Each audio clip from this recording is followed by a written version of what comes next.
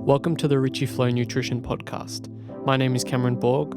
On this episode, I had the pleasure of speaking with Dr. Daniel Cardinali. Daniel Cardinali is an expert in pineal physiology, melatonin, and circadian rhythms. Dr. Cardinali got his MD and PhD degrees with honours at the Salvador University, Buenos Aires. He is presently Director of the Department of Teaching and Research, Faculty of Medical Sciences, Pontificia Universidad, Católica, Argentina, and Professor Emeritus, University of Buenos Aires. Dr. Cardinali's fields of interest include the physiology and pharmacology of melatonin and biologic rhythms, in particular their relationships to sleep medicine. To date, Dr. Cardinali has published more than 450 scientific papers and 105 invited review articles in books.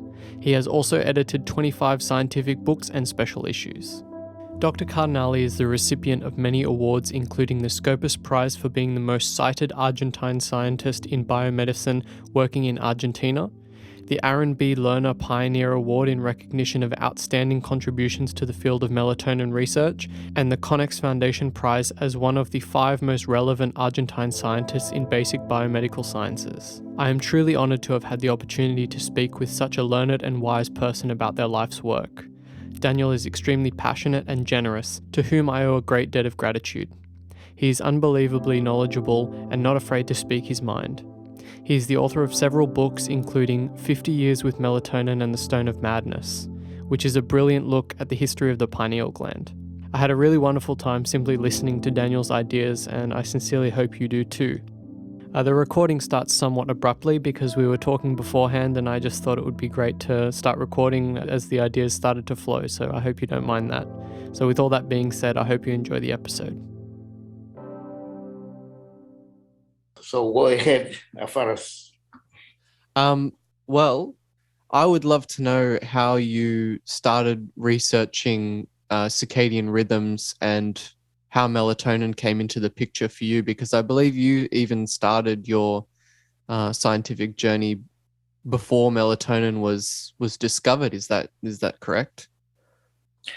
Well, I'm not really a chronobiologist. Indeed,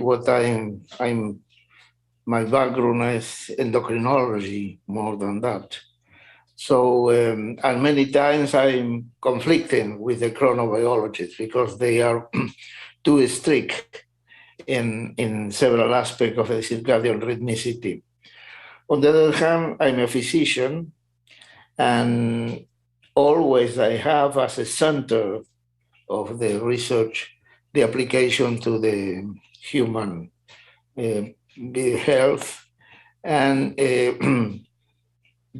that really emerged when you look on what we were doing during these more or less 50 years, more than 50 years indeed. I started to work on the pineal a little later than Russ Reiter, and Russ described fantastically all the story at that time. I was a medical student and aware of the first papers on the pineal gland. And as an interest, since my interest was endocrinology, I look at the endocrine consequence of the pineal removal. My doctoral thesis was concerned on what happened in the domestic dog. The dog is a fantastic model for an endocrinologist because during the winter time, you have testes of a few milligrams, and during summertime, you have grams of testes. So that fantastic growth was a very interesting target to look on what the pineal did. And indeed, what we pursue the idea that were very consolidated at that time, that the pineal was a photoreceptor or has a photoreceptor capacity. And when I turned to melatonin, I started to look, well, how melatonin could influence that. But center of melatonin, we were described. We described that at that time the idea that melatonin was only and exclusively produced by the pineal gland was consolidated, and what we found was that the retina, which has a similar embryological origin that the pineal is the diencephalon, the retina also have the property to produce melatonin. And that was my first, I would say, highlight paper, and I tried to convince people to go abroad from Argentina and to have some postdoctoral training in the United States. And I went to one of the leading laboratories at the Massachusetts Institute of Technology with Professor Richard Gurman, and I worked for 2 years there. Gurman was rather cautious to get the idea that the retina produce melatonin, and so, but later I knew that he first before answering me and accepting me in the lab, he checked if the melatonin synthesis in the retina occur only in the American rats. So, well, together with Gurman, we describe many aspects, for example, melatonin in blood, how it's bound to albumin.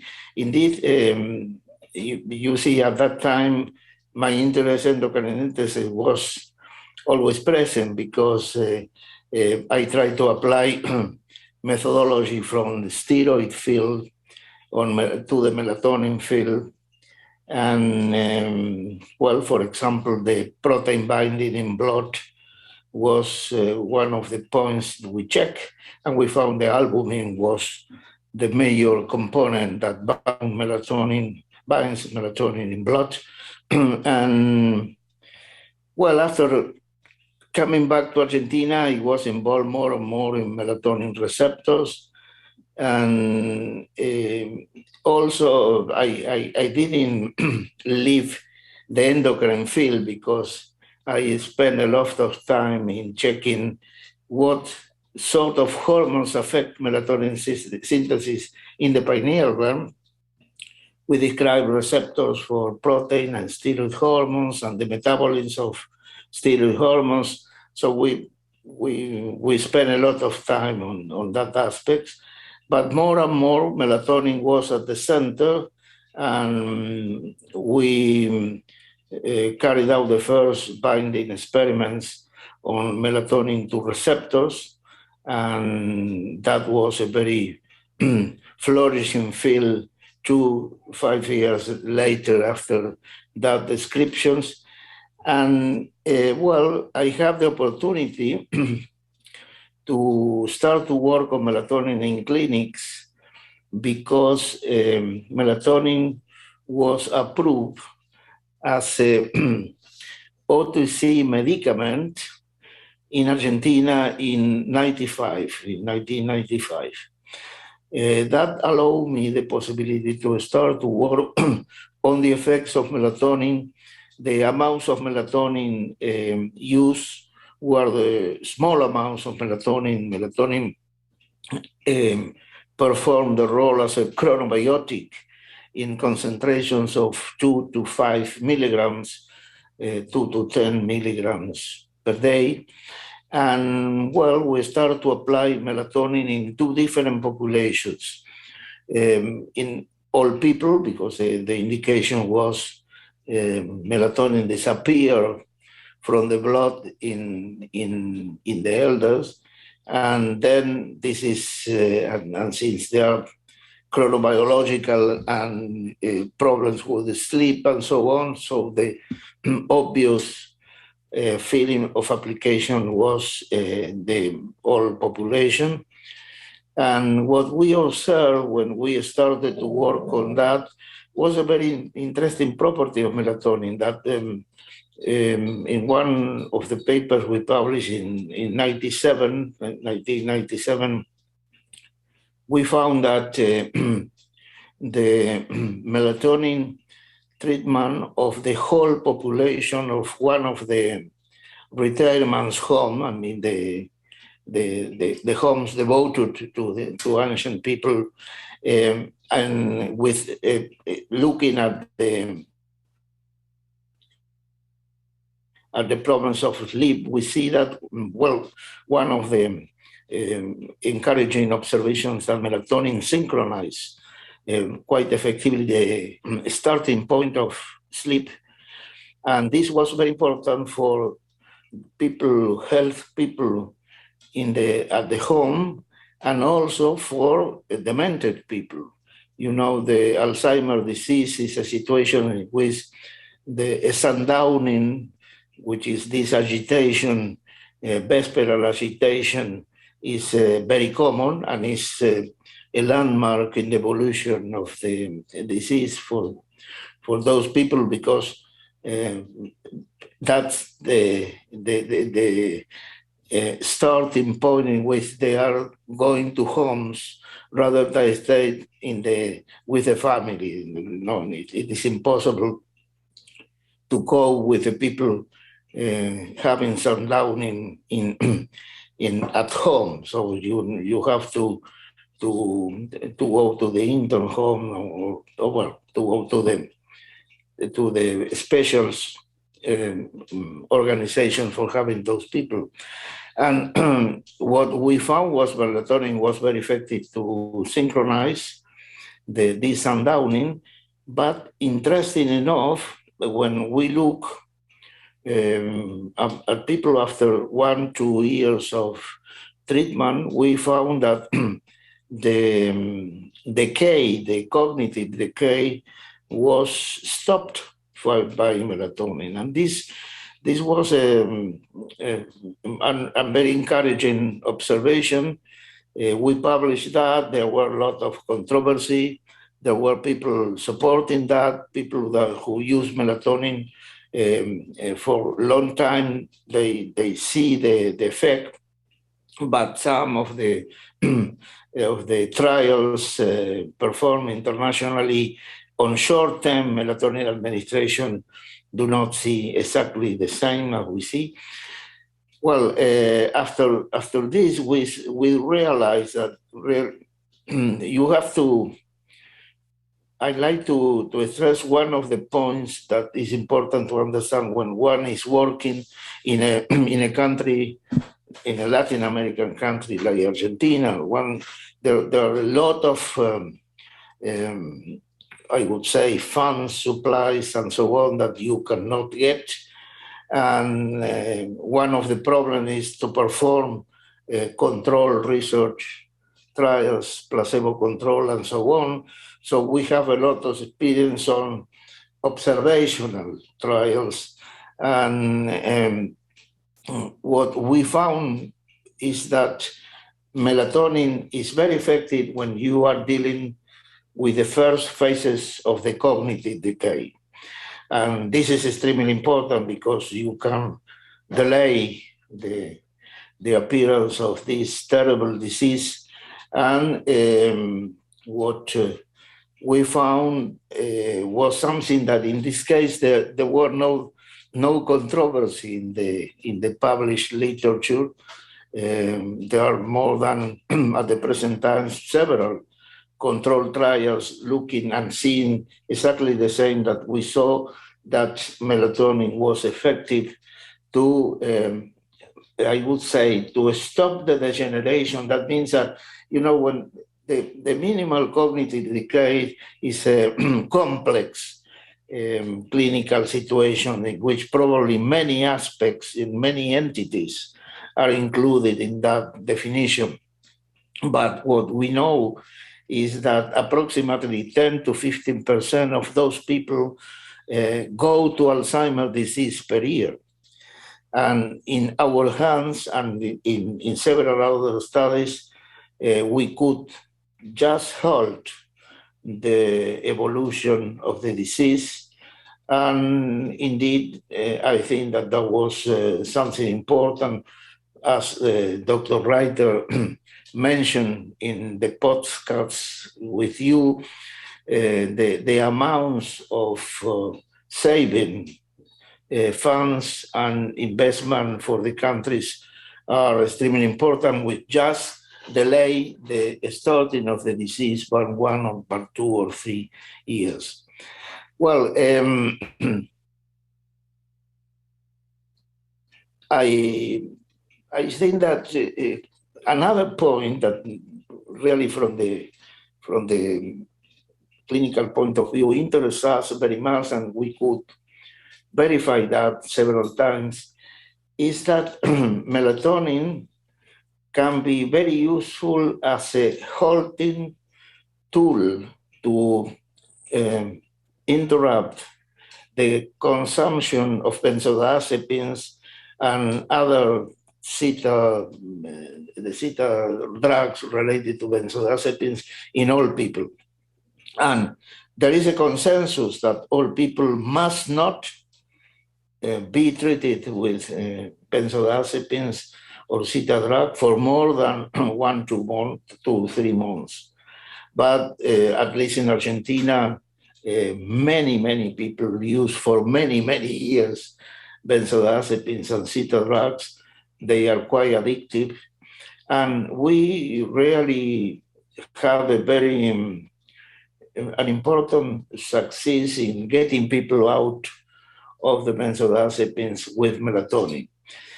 But this taught me, indeed, that was also an observation who derived of the 97 paper I mentioned on this whole population of people using melatonin for the first time.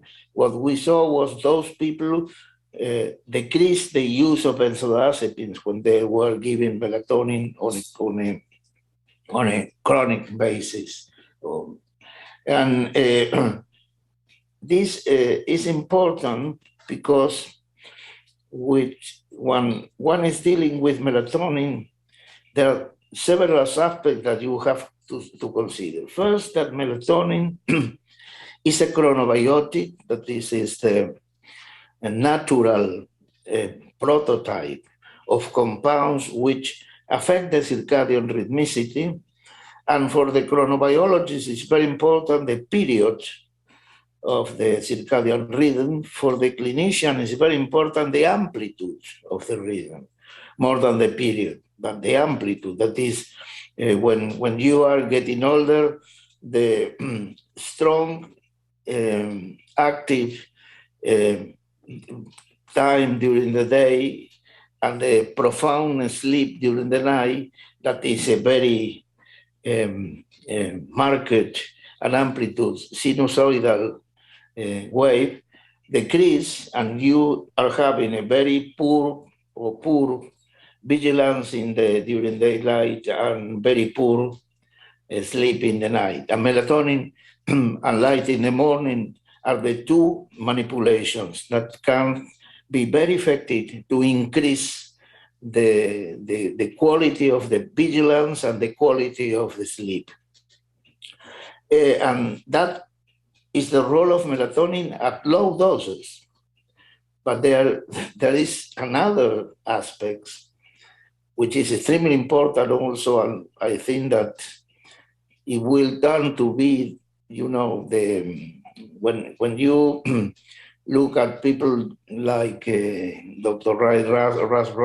Reiter speaking about the subject, and developed this idea that melatonin is an old molecule as old as the anaerobic respiration and this change in the phylogenetic scale.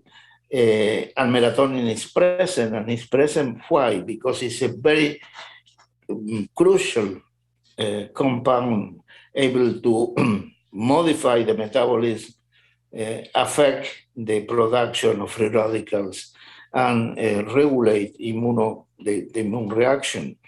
And melatonin is a very, very center anti-inflammatory compound.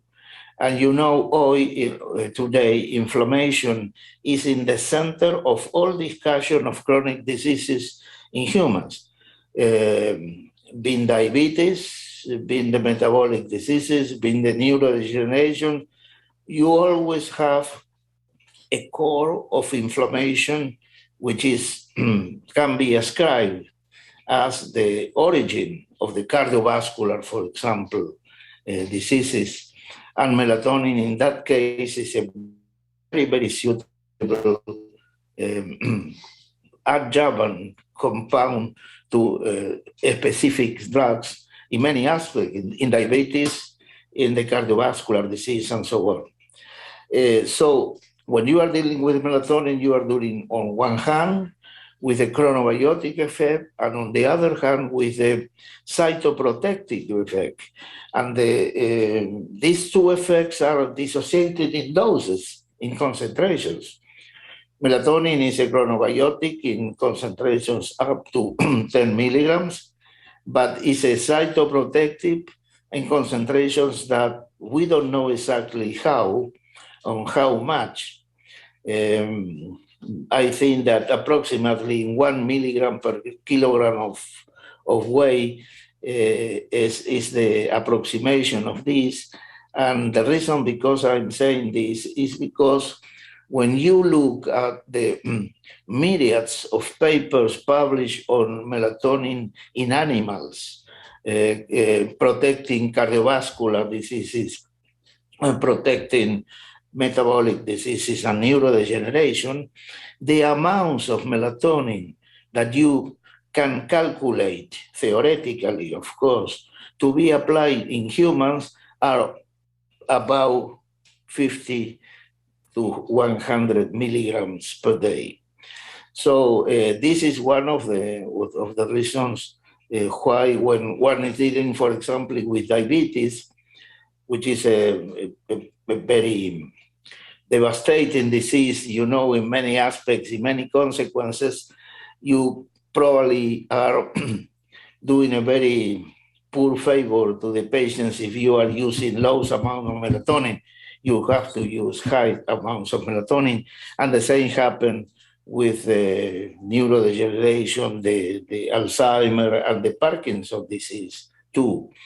So these are two aspects of melatonin we have to disclose exactly. We don't know yet on mainly concerning the cytoprotective effect, which is the real dose. Coming back to the chronobiotic, it's interesting that we are dealing with, at least in Argentina, with two types of melatonin preparation. So one kind is a fast-release melatonin. Melatonin, you are giving melatonin at night in the 9 or 10, and you are getting a very, very high level of melatonin, and then a decrease during the night. And we have also the prolonged release form of melatonin, which is also pharmacological. And this is very important, taking consideration that from the pharmaceutical propaganda, it is said that the melatonin, prolonged release melatonin, resemble the levels of melatonin normally coming from the pineal gland. And this is not true. Melatonin, when you are giving 2 milligrams of melatonin, you are getting several orders of magnitude higher melatonin in blood than that melatonin produced by the pineal gland. Which is true is that when you are giving prolonged release melatonin, you have melatonin in the first part of the night and in the second part of the night. And from the chronobiological point of view, that's not very, very, very nice. If I wish to get the chronobiology effect, I need to have a pulse of melatonin in one moment of the day. But on the other hand, if one needs, for example, to have a very effective effect of melatonin on benzodiazepine withdrawal, the prolonged release of melatonin is very useful, because it's much more useful than the fast release melatonin. So what we are doing at the present times is combining the two. And let me put it this way, it's very difficult for me as a physician and all professor of physiology to convince my colleagues to use melatonin in high amounts in patients. Many of them are doing that, but melatonin is not in any protocol or guideline from the different specialties, societies, to be used in that amount. But for me, it's much more easy to convince them is to stay in the low level of melatonin, but combining the property of a chronobiotic, that is to give a fast-release melatonin 3 milligram, and at the same time, a 2 milligram prolonged melatonin dose. So in the night, you have the two effects. And certainly we are, we have been very successful in motivating some of our leading physicians in Argentina to pursue on that line. But still,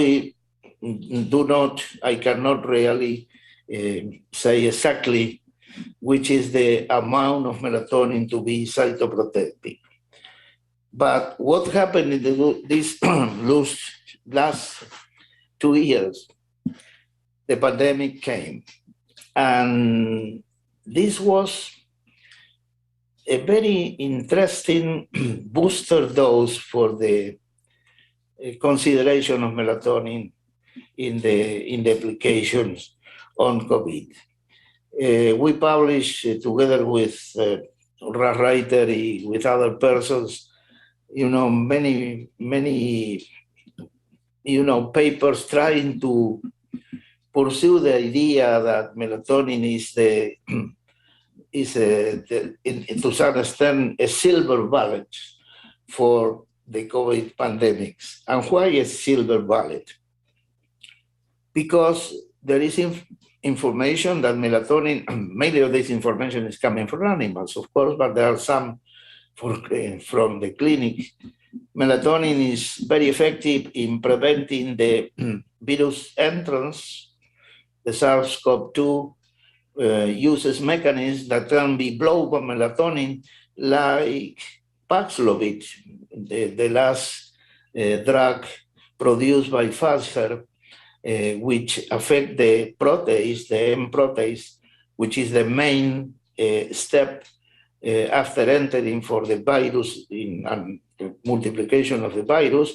Melatonin is a very effective drug in that aspect. So melatonin can block the initial aspects of the virus entrance.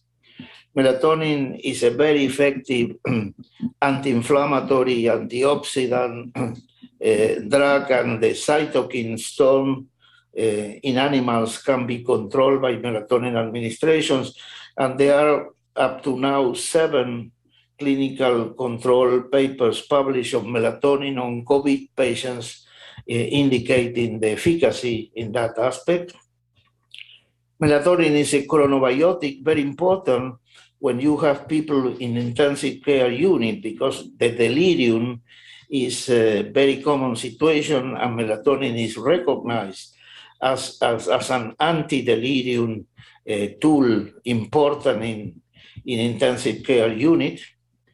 And melatonin, because of this cytoprotective effect, and is able to control to some extent the situations of comorbidity, for example, cardiovascular disease and diabetes, which were comorbidities that affect very much COVID-19 evolution.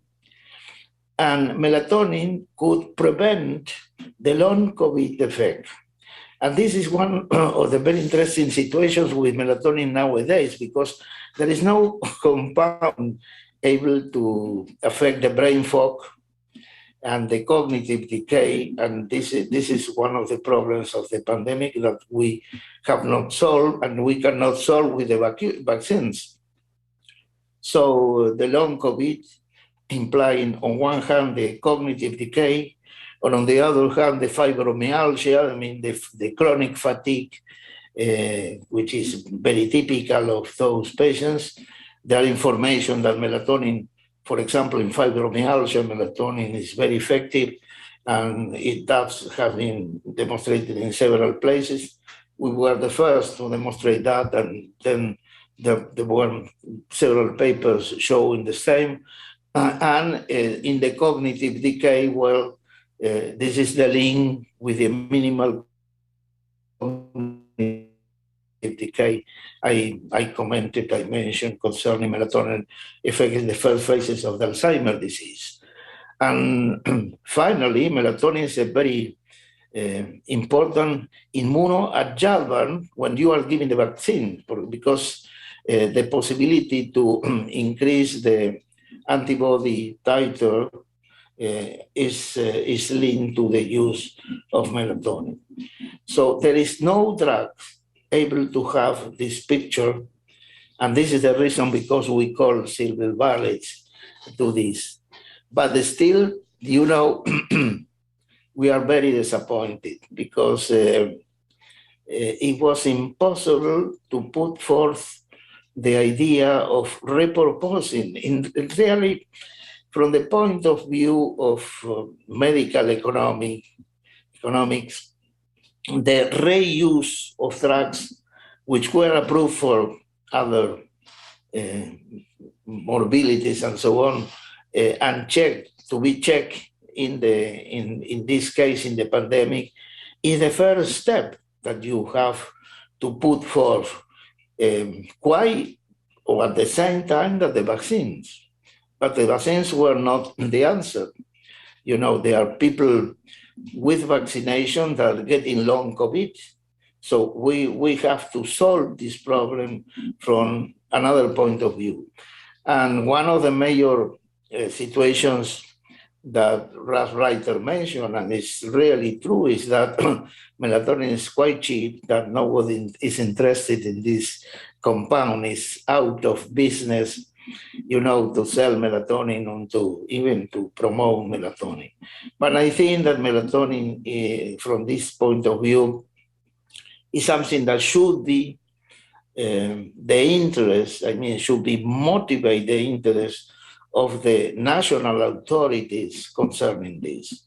And well, perhaps in the near future, we will see some change in this big pharma, business, in which you have to big companies paying for the big control studies that are published in the big journals and then are approved by the national authorities. You know, the business is a multi-million-dollar business, and at least from the point of view of the underdeveloped countries, we have to be very careful in put forth strategic drugs that can be, as cheap as melatonin. Melatonin is a very few dollars you have to invest against thousands of dollars when you are using other compounds. Well, there are so many threads that I want to pull from that line that you've just gone through. That's you've just given so much information. I do want to take a step back and ask you about the cytoprotective effects of melatonin. These are the ones that are, they're just as interesting as the circadian effects. But I've spoken to a researcher, Glenn Jeffrey from University College London, who works on the retina. And he made it very clear to me that the retina is the most energy intense. They are the most energy demanding cells in the body. So it doesn't surprise me that the retina can generate its own melatonin, because you need a great degree of antioxidant defense when you're creating so much energy to protect you from ROS.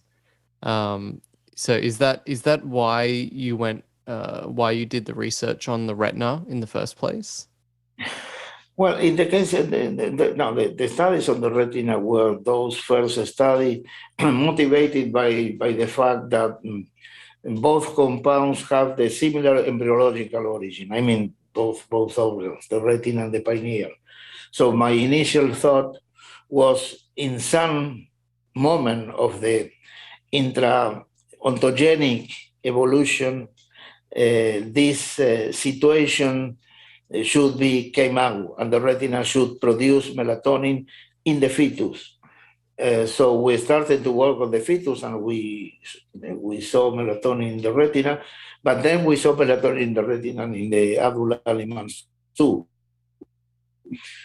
So the idea was wrong, but indeed melatonin in the retina is a very interesting subject, and subject of interest on retinitis pigmentosa, for example, and several other diseases. And I stopped to work on melatonin in retina. One of my graduate students, Dr. Ruth Rosenstein, was very active. She is still very active, working on melatonin in the retina. And I think that melatonin, and from the point of view of the impact, for example, of diabetes on the retina, which is extremely important, the use of melatonin is a must, because I couldn't. There are situations in which I am very strong, influencing even against the incumbent physicians, that you cannot leave a patient without a cytoprotective when you have a disease like diabetes, for example. And from your point of view, from an endocrinology point of view, what is the role of the pineal gland? I mean, most people are familiar with its releasing of melatonin in the dark period, but what else does it do from a hormonal perspective, from just governing? I'm aware of the work with duct testes, looking at the impact of light periods on the growth of duct testes. So what else is the pineal doing apart from releasing melatonin at night? The endocrine aspects of the pineal function have been leaving aside when you are dealing with melatonin. Melatonin is so important that all the other aspects are generally forgotten. I think that we have to go, this is a very fruitful area to go further for young people interested in that, looking at what happened with endocrinology of the pineal. The pineal is not only melatonin, the pineal has several polypeptides, hormones, and, this is still an open subject. From the point of view of the clinical, one of the problems that we have to answer, and we don't have the answer yet, is that when one looks at this overuse of melatonin in children, which is a situation that is very alarming indeed, because one thing is the autistic spectrum. There is no doubt, and there is consensus that melatonin is very useful in treating the sleep disorders in autism, and presumably also the neurodevelopment aspects and neurodegeneration, inflammation, and so on. So I don't have any doubt to give melatonin to those patients. The problem is when you are dealing melatonin to a normal child that do not get sleep because you are not, for example, teaching sleep, and we used to teach our children many years ago. Now there's this COVID, for example, is interfering with sleep very strongly, and there is a lot of, controversy concerning what sort of approach, behavioral approach, you have to use with the children, leaving crying or not leaving crying them. That's a complicated thing. And what happened with the father, with the parents, is that they go to use melatonin, and they are using melatonin for two reasons. On one hand, they are, they can rest and they can perform more or less normally without interfering their own sleep. And on the other hand, the children get the sleep with melatonin.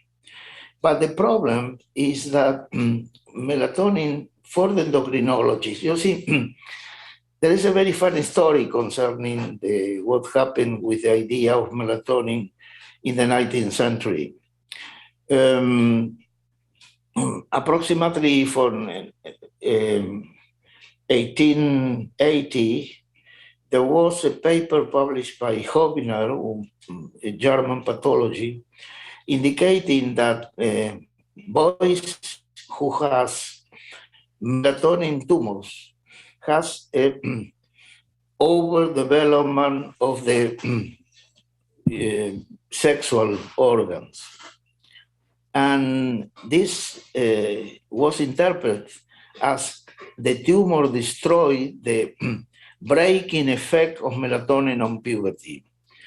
The idea that melatonin affects puberty came from that moment, from those studies, regardless that after advancing in the endocrinology, methodology, and so on, what happened is that those patients will have macrogenitosomia, have pineal tumors, which besides destroying the pineal, produce ACG and produce the LH activity of the chorionic gonadotropin. So what happened is that they do not have a true advanced puberty, but have a puberty which was produced by the tumor itself. The tumor produced LH-like substances. So the idea of melatonin interfering with puberty stopped at that time, but in the 60s and 70s, there were some papers in primates indicating that when you remove the pineal, you disturb the equilibrium of hormones peripubertal, mainly in males. So put this in prospects of children taking melatonin for 2, 3, 4 years, and there are many, many of them. And this is a real problem that at the present times, there have been 2 or 3 papers dealing exactly what we are arguing. I mean that melatonin could affect puberty. They didn't find any indication that melatonin, the melatonin that those children receive could be affecting the pubertal mechanism. But we have not completed the pubertal period. We are in the prepubertal period when you have people taking, at 7, 8 years old, people having melatonin or receiving melatonin for 3, 4 years earlier than that. So we have to see what happened with those populations of children after completing totally the pubertal period. And we don't have any information on that. So this is one of the reasons because I'm quite worried and I'm quite against the chronic use of melatonin in children. Of course, I'm not dealing with the problem of neurodisabilities. When you have a problem of neurodisability, for example, in the case of the autistic disorder, or in the case of the problems of people like in the 21st chromosome has a brain which is similar to Alzheimer. So you have to give those people melatonin, no question about that, but not the normal people. So the use of melatonin in children without any problems of this, which I discussed, should be discouraged, definitely. Do you think that the chronic exposure of young children to artificial light at night is having an impact on sexual development? They say it again. Do you think that the chronic exposure of young children to artificial light at night is impacting on their sexual development? Well, that's a the problem of interference of light, with a circadian rhythmicity, which is very prone to the phase delay. When you are dealing with light at night, you are amplifying the phase delay, and the phase delay can be finally transformed in a sleep disease, the phase delay syndrome, no? The phase sleep delay syndrome. And this is one of the problems with light and with light at night, and that, well, Russ Reiter discussed very much in his podcast. So one of the things you spoke about in the book that you sent me, which I'm very grateful for, it's fantastic so far. I haven't got through all of it yet, but it's called something along the lines of melatonin and the stone of madness is something that you refer to, which is from what I can understand so far refers to the calcification of the pineal gland. This is something that comes up every once in a while when I'm looking into melatonin and the pineal gland, is this idea that calcification is bad and it's definitely something that you want to avoid. What are your perspectives on this calcification, and what is the impact of the calcification? Well, I'm not an expert on that. It's these are similarities. It's indeed, if you are looking exactly at, there are people who even use trepanation of skull in order to amplify the mind, no?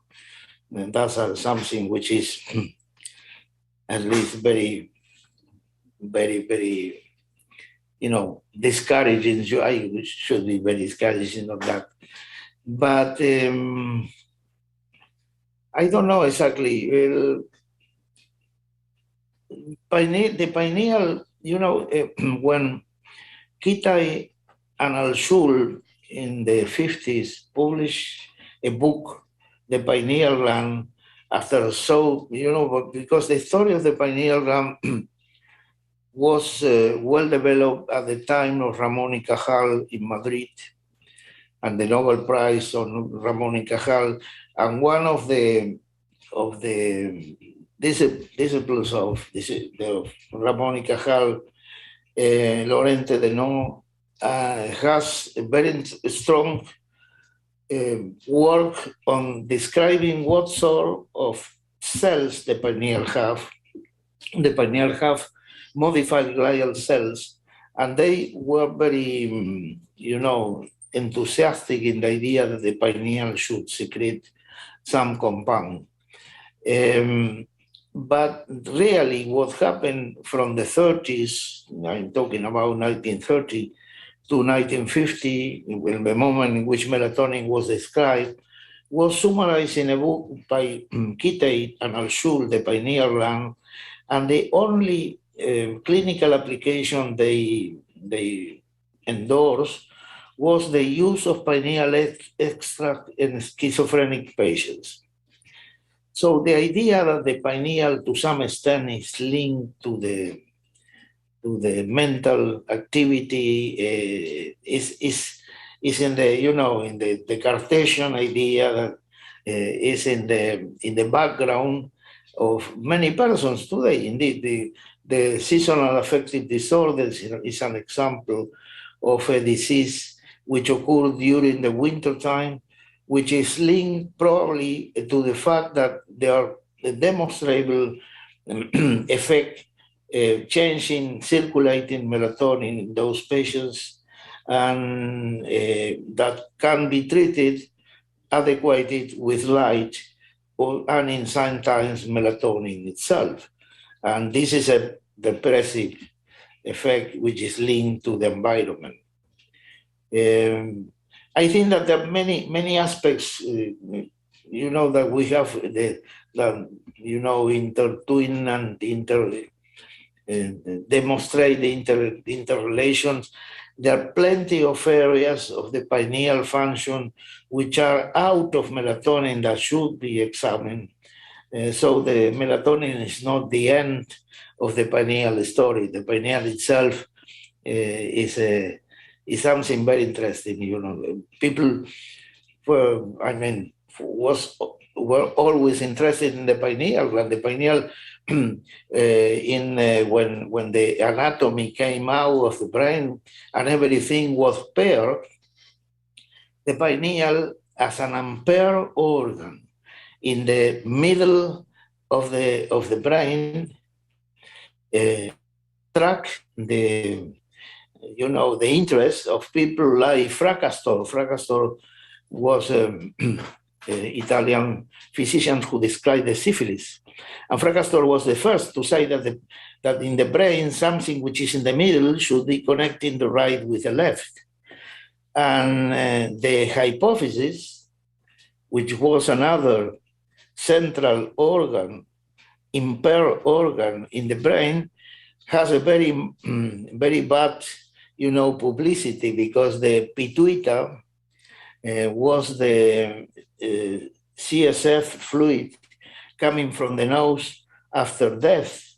And the idea was that the pituitary, the adenohypophysis gland, removed the pituitary like the kidneys remove substances from the brain. So pituitary cannot play the role as important as the pineal gland from that point of view.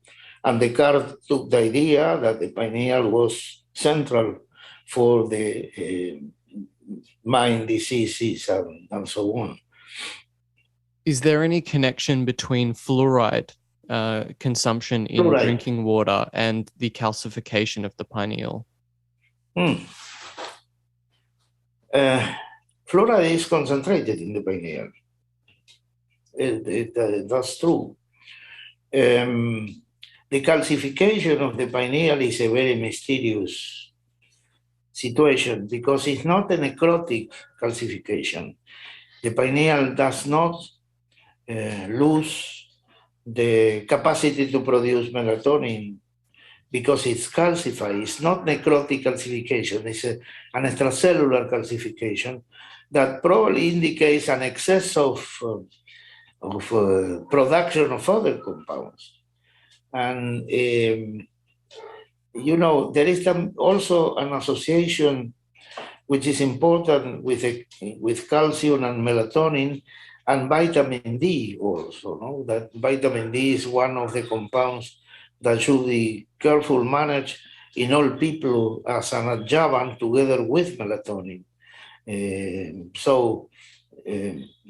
These are probably the two more useful supplements that you can give to all people, vitamin D and melatonin. But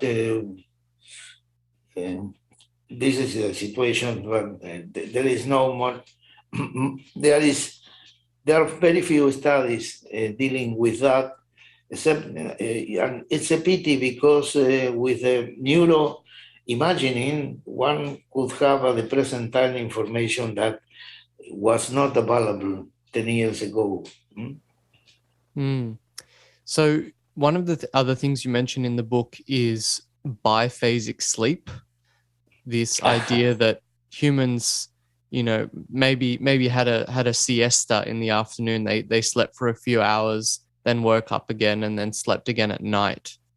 What does this change the story about melatonin and how it's released in the dark period of the cycle? And there is no information concerning that. We don't know. There is plenty of information that these two sleeps is a very popular subject today. That from the clinical point of view, is a very helpful argument that you can give. For example, to an old people that come to you, you say, "Well, I cannot sleep." Well, you ask, why not? Because I sleep fantastically when I was young, and now I cannot sleep. Well, there are many things that you cannot do when you are getting older. And one of the problems is that can be convincing for them is to explain that people live in two types of sleep for many, many years. And indeed, the electric light changed that. So a first sleep and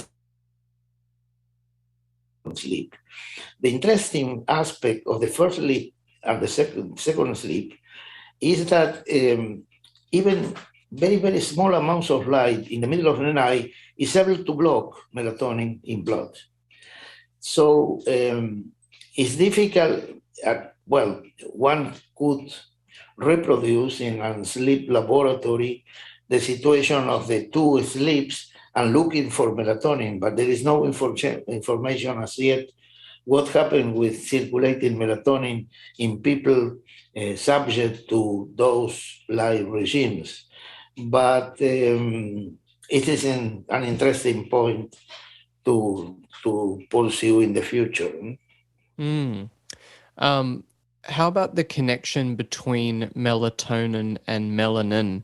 I know you mentioned vitamin D just now. It seems that there is a connection between these two compounds.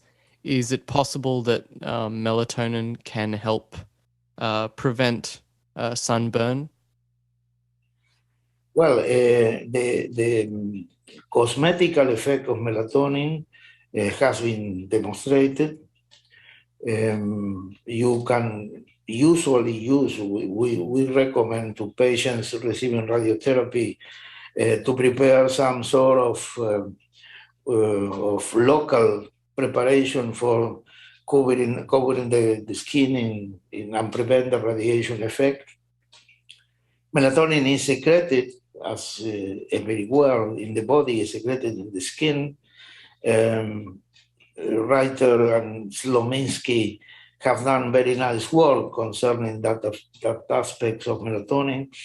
And melatonin is active in melanoma, which is important from the point of view of the oncogenic problem here. Certainly, my experience with melatonin and radiotherapy was just in 2 or 3 patients with tumors in the throat and in the mouth and tongue who received radiation and have a terrible reaction that may really unsufferable the situation for those patients. And we could correct that with melatonin given locally and besides of melatonin given systemically. So melatonin should be considered in oncology very seriously. And unfortunately, so far the oncologists are rather reluctant to look at this compound. The example of doxorubicin that Reiter mentioned in the podcast is very important. Doxorubicin is a drug which is quite used, very, very popular for the oncologists, and the effects of doxorubicin are devastating. So melatonin is a very effective way of reducing the activity of doxorubicin and helps the patients indeed. How specifically, how does melatonin help from an oncological point of view? How does melatonin impact the development of cancer? Well, I would say that science is this. Now, if you asked me 3 months ago what I thought about melatonin in cancer, I would mention, and of course it's valid, many studies in animals and some studies in clinic that indicate that melatonin is a very effective adjuvant. But suddenly, very few weeks ago, a paper was published in Science, very well documented, that metastasis increases during the night. And in the animal models, and checking very careful all the problem of metastasis in experimental breast cancer, they demonstrate that metastasis increases in the night, and melatonin was involved in that. So, this is indeed what happened with science. One is looking and something appears which is very important. Well, we have to see how this evolved. But, this is, at least for me, is a note of caution one should have concerning the use of melatonin in certain tumors. No? So, if the title of the article is that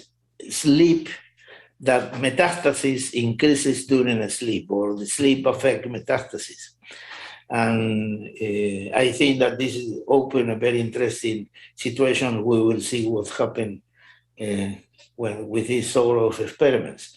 Indeed, from the rest of the studies published in animals and published in patients also, melatonin is effective mainly in two aspects. On one hand, to reduce the effect of oncological drugs like doxorubicin, for example, and on the other hand, to increase the effect, to decrease the nocive effect and to increase the beneficial effects of the drugs. And, so far, I use many times in patients who came to me melatonin as an adjuvant that has several aspects positive. On one hand, sleep improves, and on the other hand, depression decreases. So the quality of life increases. But these observations concerning the metastasis worried me about what actually will happen with the, distribution, metastasis of the cancer. That's so interesting because if I recall correctly, in one of Russell Ryder's presentations that I've seen, he mentions that there are some breast cancers that actually don't grow during the night when melatonin is high. So this seems exactly counter to that. So it's exactly the opposite. Because this is a very but it is an observation. It has been very well documented. The paper has been published in the Science journal. We have to wait to see what happens. All right. So what about people who live very far north, let's say in the Scandinavian countries, where in June, for instance, they have very, very long periods of daylight, and in winter they have very, very long periods of night? Is your recommendation to try and coordinate their light exposure so that it represents something closer to the equator, or is there another strategy? No, we have, you don't need far away from the equator to have the problem. Argentina, for example, because of political decisions, we are living in a time zone which is not the time zone we should live. And this is a long story, but it happened because the politicians decided that rather than to be in the -4, that is the position of which corresponds to the country, we are living in -3. So the provinces and the areas of Argentina close to the Andean mountains has seasonal affective disorder demonstrable at a latitude which is approximately 30, which is the latitude of Buenos Aires. So, the politicians can do also modify the situation of the disease in this aspect. Undoubtedly, the supplement of light is the common use in people living in high altitudes. And this happened in Europe. We have plenty of populations quite close to the Arctic Circle. In the south, is not in that aspect. We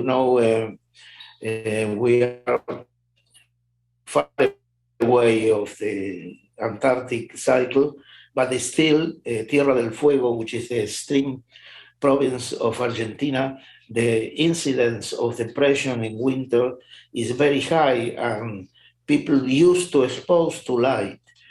There is no place for melatonin indeed. What you need is to expose to light to increase the mood. No? Some people have tried to give melatonin together with light, but the light itself is able to compensate these situations that are indeed worrisome. For example, in the bipolar disease, it has been demonstrated that it's totally related, the suicide rate is totally related to the latitude. So one should be very careful concerning the light exposure and to be the right latitude. It's funny that for the same reasons that the politicians in Argentina decided to move the time zone, in Chile in the last 3 years, there were also time of the year in which you move the hour. And it coincides with a very, very important increase in political instability and social demonstrations and so on. So I think that one should be very, very careful in not to be and move, the aspects that can concern the something which is much more complex than the aspects of the human health. That is the social organizations, the way people organize, and the life we are doing in these complicated times. Yeah, I know that people like Matthew Walker, these sleep researchers, have spoken about the increase in cardiovascular events when daylight savings happens and you lose an hour of sleep. And when we gain an hour of sleep, we see a reduction of about 25% in cardiovascular events. So it's understandable that these are things that are quite charged, and people really care about them for good reason too. Many countries in Europe are now on the verge of decided just to stop the day saving light, and because of all this. Yeah, absolutely. What about circannual cycles? These yearly cycles that we go through, where during summer the days are longer and we would likely see a lengthening of the circadian phase, and during the winter we see a shortening of the circadian phase. Does this impact on our metabolism on a yearly basis with the ebb and flow? Maybe during summer we want to put on some more weight, and during winter we want to burn the excess fat that we've put on. Definitely the season of the year is a cause of changing the period of the circadian rhythmicity, and this is important to stress the point that the circadian time is not fixed in every one of us. The circadian time changes, and this is extremely important when you are dealing with chronopharmacology, because a change in the circadian time means a change in the effect of the drug. So you have to have information of the actual circadian times of the patient, and so far the gold standard is the saliva melatonin, the dim light melatonin onset in saliva, but it's quite difficult to apply to the clinical field. And there is now some hope that the determination of the metaboloma, the many compounds at the same time, can give you an idea of the time, like the flower clock of Linneo, the father of botany. You know that he decided he set up a clock with flowers that could define the hour of the day by the opening or closing of the many different flowers. In the same aspect, we can have, for example, evaluation of 50 different metabolites. We could have the pattern that can give you exactly which is your circadian times. And this is the next step of chronobiology, not to talk about, early birds and, owls and larks, but to check exactly in the patient in which moment the patient is. And this is extremely important for chronopharmacology and for example, for applying oncologic drugs, which are so toxic that you have to be very careful on that. But this should be something that in the future, if we are available, we don't have the possibility, you need mass spectral facility in the lab, which is really something that one country can have one or two of them, but in the future probably we will have different approaches using genome and so on. Yeah, that's really fascinating. This idea of chronopharmacology, there's a best time of the day to take substances to elicit the best response. It's very, very interesting. Definitely, as one pharmacology state almost 50 years ago, to give a drug 3 times a day at the same amounts is an stupidity. This is true. Yeah, I noticed there was a trial with melatonin on COVID-19, and they gave 3 milligrams 3 times a day, and I thought that was a very unusual way to administer it. I wouldn't check that. The only justification I would see to give melatonin in the day is when you are covering a disease which can be a septic shock or something like that. But even in that case, you have to be very careful in just giving a double of amount at the evening as compared with the amount of the day. So you need to have to respect the chronobiology aspect. Why is melatonin so effective used in sepsis? Why? In what aspect it is so effective? I've seen many reports that melatonin is commonly used in septic shock to prevent death. Well, this is one friend of mine, Dr. Acuña Castroviejo in Granada, has made a lot of efforts to introduce melatonin in the intensive care unit for septic shock. Melatonin is very, very effective because of the part of anti-inflammatory, immunoregulator, and cytoprotective effect of melatonin.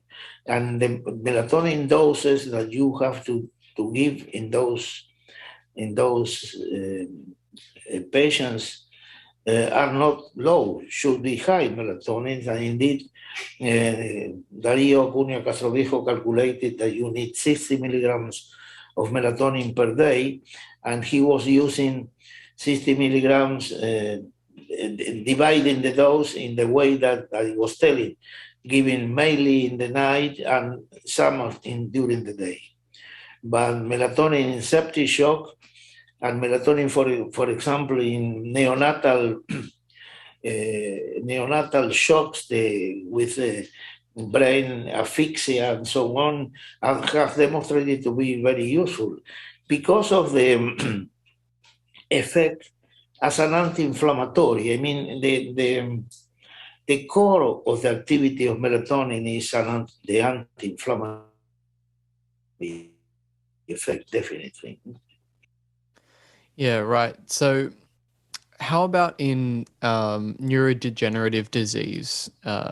You speak a lot about Alzheimer's and Parkinson's disease in the book.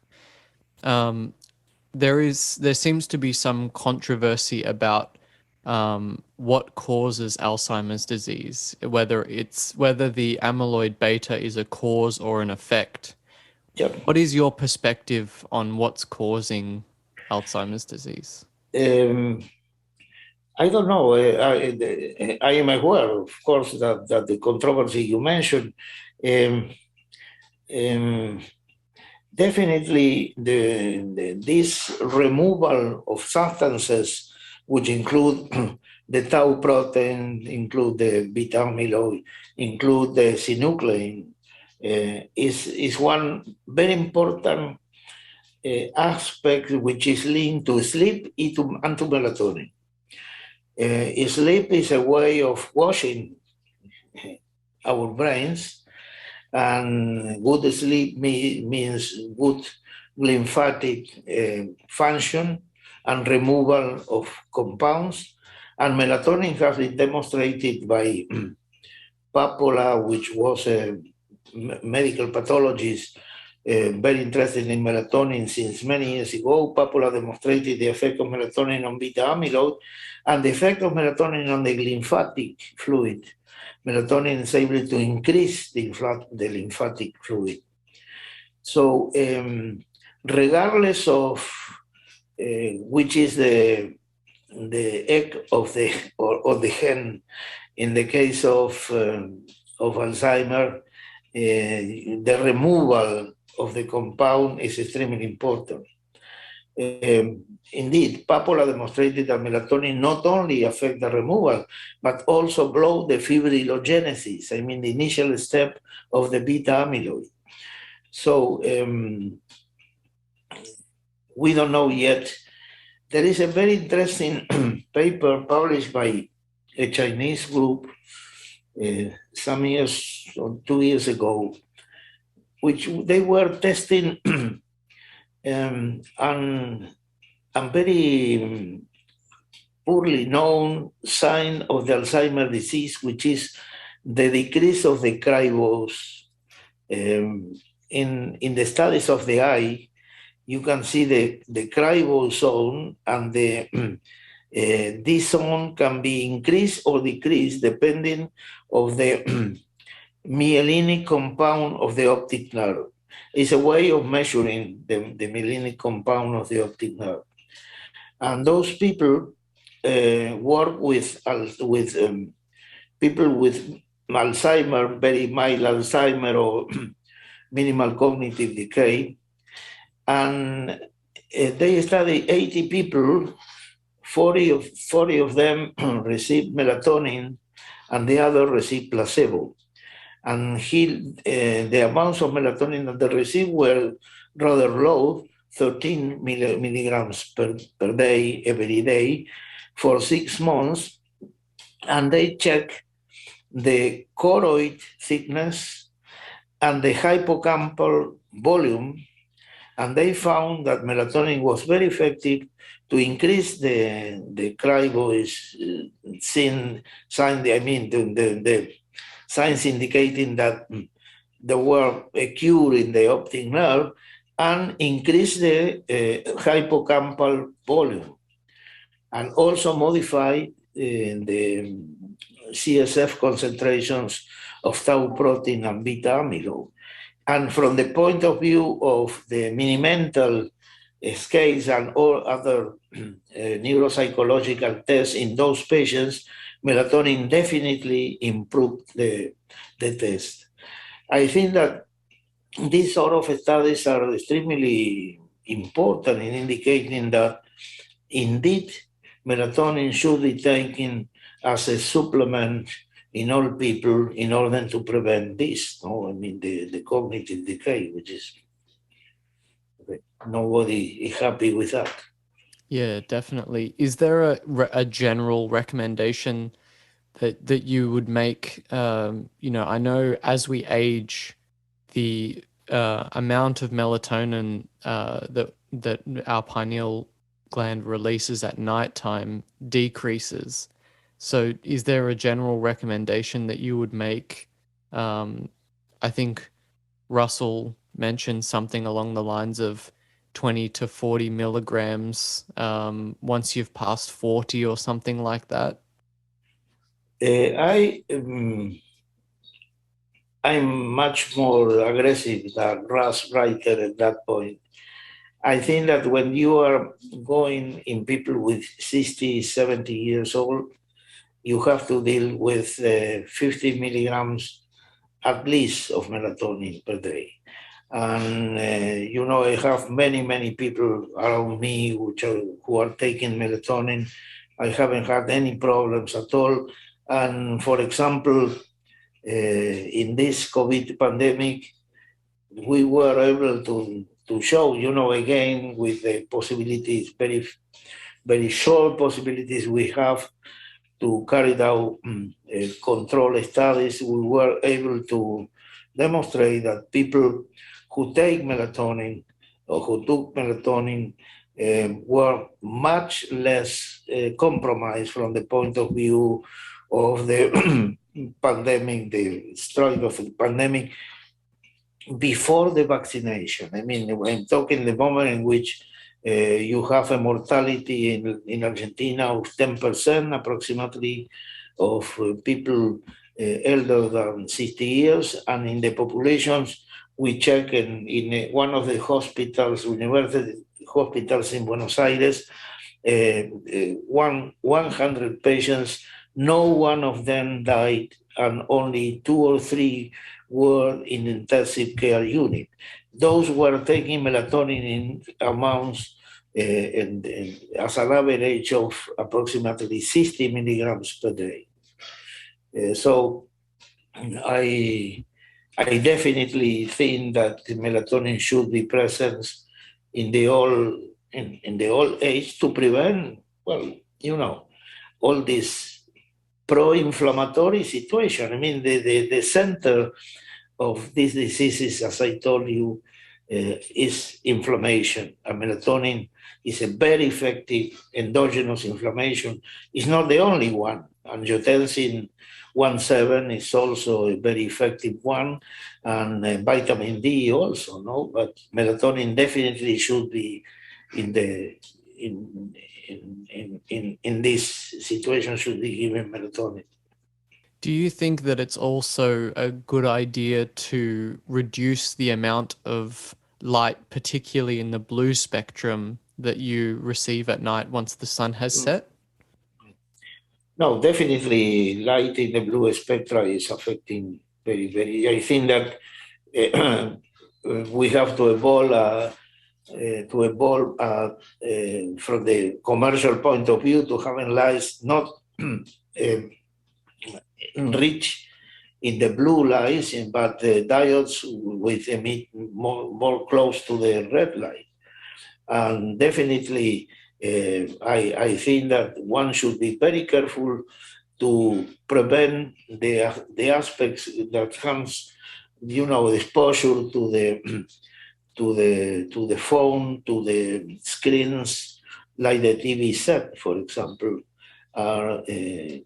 And I think that you are using red glasses. Yeah. So. Yeah.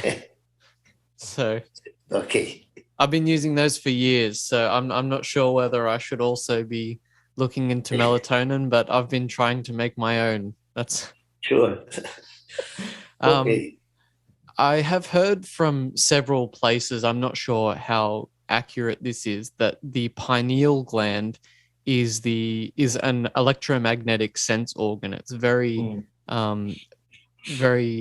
perceptive to small changes in electromagnetic fields around the head. So is there any impact of man-made electromagnetic fields on the release of melatonin and the function of the pineal gland?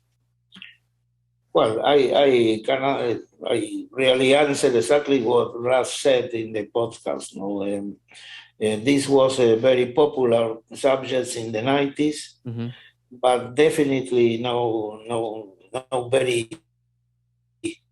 solid and convincingly emerged. It doesn't mean that you don't have an effect. If you are using this sort of form of energy, you will have effect.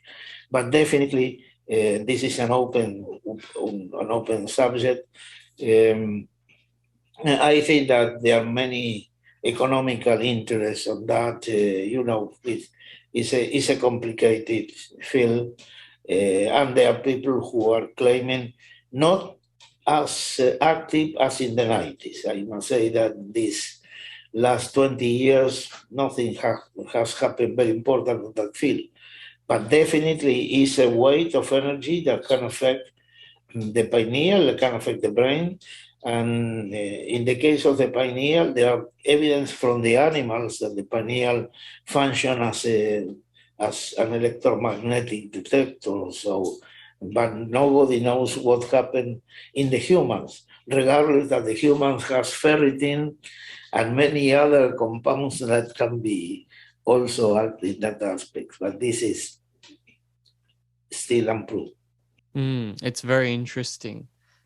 Before I let you go, because I've taken up a lot of your time, what are you looking forward to in your own research and the research around melatonin and everything that you've been looking into? What are you excited about? I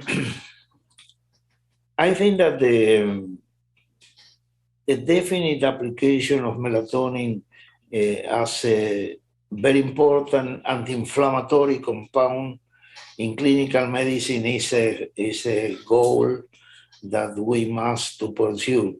And indeed, the pandemic, the COVID-19 pandemic, opened the field because more and more people are discussing this. So the possibility of looking a way in which you are talking about healthy aging, because we are not talking about prolonged age. We are talking about healthy aging. And healthy aging means less inflammation, and we have to be very careful with all besides the way we are living, the light we are exposed, what we are eating, and everything is producing to some sort of inflammation and is in the basis of cardiovascular diseases, in metabolic diseases, and probably the neurodegenerative one. I think that people are more and more, believer on that aspect. If that is the case, we have to approach with an anti-inflammatory compound that cannot be necessary melatonin at all alone. You can mix melatonin with other compounds, looking at the inflammation, looking at the low degree inflammation, which is indeed in the center of the pandemics we are living, because the COVID-19 was one, but we have a cardiovascular disease pandemic, and we have a neurodegeneration disease pandemic. So to approach in a protective way for this is the reason, because we are talking about the chronobiological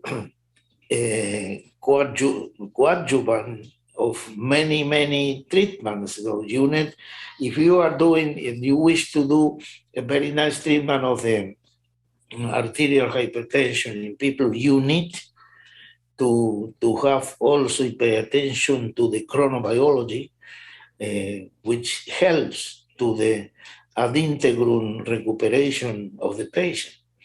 So I think that the center of the melatonin would be the anti-inflammatory drug. But that from the point of view as a physician, as I am. But don't forget what writer stressed, which is very important, that plants are now much more important from the point of view of publications of melatonin than humans or animals. And as he said, the possibility of control the heat stress of the plants when we are changing our environment is extremely important. And to have plants which overproduce melatonin can be also very useful for the applying of melatonin as a nutraceutical in the chronic diseases in humans. So that can be a very nice area to pursue in the future. Yeah, I can't wait to see where all this research goes, and I'll certainly be keeping an eye out for your publications as they come out. So thank you so much for your time, Daniel. This has been okay, it was a pleasure, Cameron. treat. Yeah. Okay. Well, it was very nice. Thank you so much. I hope you take care, and I'll talk to you soon. Bye. Bye. Thank you so much for listening to this episode. I sincerely hope you enjoyed it. If you'd like to keep up with Daniel's work, I've put links to some of his publications in the episode notes. If you'd like to support the podcast, you can subscribe on Spotify, YouTube, and Apple Podcasts, and you can leave up to a 5-star review on Apple Podcasts. This is a simple, no-cost way to support my work and help me reach more listeners. Please feel free to leave any comments on my YouTube channel, as I do try to read through as many as I can.